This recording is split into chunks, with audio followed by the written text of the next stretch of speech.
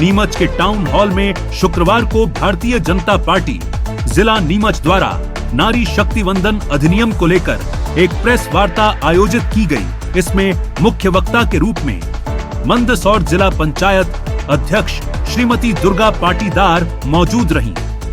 उन्होंने महिला आरक्षण के मुद्दे पर कांग्रेस और विपक्षी इंडिया गठबंधन पर जमकर प्रहार किए प्रेस वार्ता को संबोधित करते हुए दुर्गा पाटीदार ने कहा कि प्रधानमंत्री नरेंद्र मोदी महिलाओं को लोकसभा और विधानसभाओं में 33% भागीदारी देने के लिए संकल्पित हैं। इसी कड़ी में 16 से 18 अप्रैल 2026 तक संसद का विशेष सत्र बुलाकर संशोधन विधेयक लाए गए ताकि 2029 के चुनावों से ही आरक्षण लागू हो सके।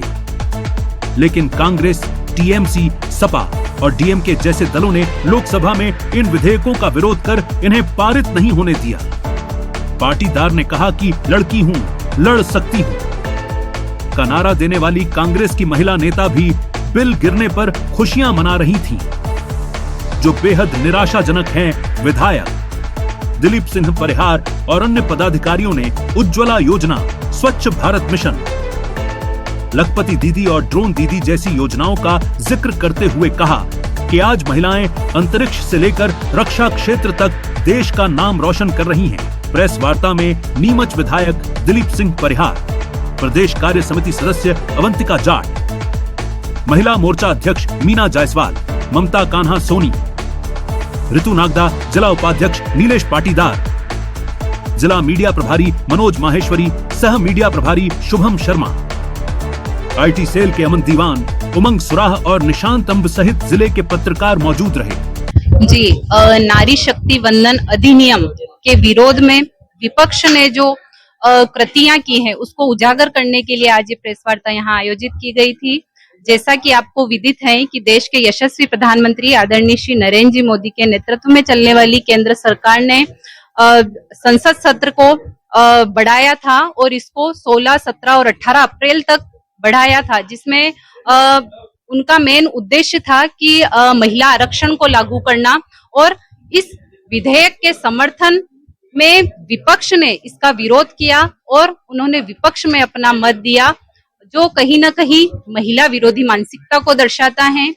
महिलाओं के अधिकार को छीनने में, महिलाओं ने जो सपने देखे थे उनको तोड़ने का काम, महिलाओं की उम्मीदों को तोड़ने का काम कांग्रेस और विपक्षी दल ने किया है। इसका देश की सभी नारी शक्ति इसका विरोध करती हैं और जो पाप विपक्ष ने किया है उसके लिए देश की नारी शक्ति उनको कभी माफ नहीं करेगी और उसकी सजा उनको देकर रहेगी। जैसा कि आपका प्रश्न है, और जो परिसीमन आयोग है उसने वर्ष 1963, 1952 और 1973 और 2002 में परिसीमन किया था। 1973 में लोकसभा की जो सीटें थी वो 525 से बढ़ाकर 545 उन्होंने की थी, जो संविधान का 31वां संशोधन था। और मैं आपको यही बताना चाहती हूँ कि उसके बाद 1976 में इस पर परिसीमन पर रोक लगाई और देश को 2002 तक परिसीमन का इंतजार करना पड़ा। वर्ष 1971 में देश की जो आबादी थी वो थी 54 करोड़ और आज 2026 में देश की जो आबादी है वो 142 करोड़ की है। यानी इसका सीधे सीधे ये मतलब है कि कहीं ना कहीं केंद्र सरकार की योजनाओं को लागू करने, उनकी मॉनिटरिंग करने और